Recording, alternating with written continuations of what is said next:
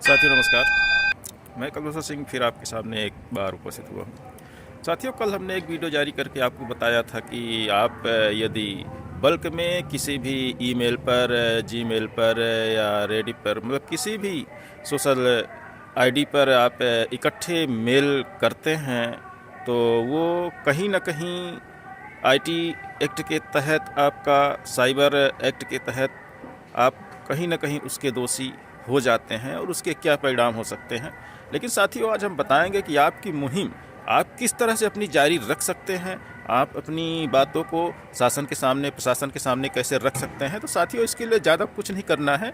आप ब्लॉक स्तर से एक लेटर जारी करिए, उसमें सबके साइन करवाइए, वही लेटर उठा के आप जिले स्तर पर लेके आइए, उसमें सारे साइन करवा के उसके बाद आप उसको किसी भी मेल पर, यानी कहने का मतलब ये है कि अपने एमपी में 52 जिले हैं, 52 मेल आप कर सकते हैं। ये आपका साइबर एक्ट के तहत नहीं आएगा, क्योंकि इतने मेल भेजना कोई साइबर एक्ट के तहत नहीं आता है। लेकिन किसी भी मेल आईडी पे मेलों का किसी पत्राचार का बौछार कर देना, वो कहीं ना कहीं किसी न किसी रूप में आईटी एक्ट के तहत आ जाता है, आपका साइबर एक्ट में वो शामिल हो जाता है, जिसका दुष्परिणाम आने वाले समय में हो सकता है।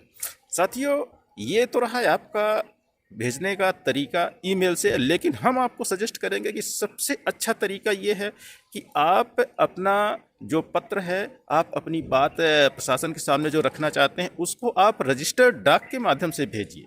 वो सबसे अच्छा तरीका होता है। और रजिस्टर्ड डाक से आप इंडिविजुअल, आप चाहे जितने आप डाक भेज सकते हैं, उसमें कहीं भी कोई भी एक्ट लागू नहीं होता है। सबके अपनी बात रखने का तरीका हो सकता है। वो उसमें आपको करना बस इतना है, आप पत्र बनाइए, जाके डाक से आप सीधे पोस्ट कर दीजिए। उसमें आपके लिए एक जो आईडी एक जनरेट होती है आपके लिए। साथियों, जो आप डाक से भेजते हैं पत्र, तो उसमें आपके लिए एक स्लिप जनरेट हो जाती है, जो कि भविष्य में आप उसका उपयोग कर सकते हैं कि आपके पत्र पर क्या कार्रवाई हुई, विभाग ने क्या कार्रवाई की, उसको आप बतौर उस स्लिप को लगा के, उसमें एक आईडी रहती है, उसको आईडी का नंबर दे के आप बाकायदा विभाग से पूछ सकते हैं। साथ में आप यदि चाहें तो 15 दिन बाद एक स्मरण पत्र, जिसको रिमाइंडर कहते हैं, आप उसी पत्र पे भेज सकते हैं।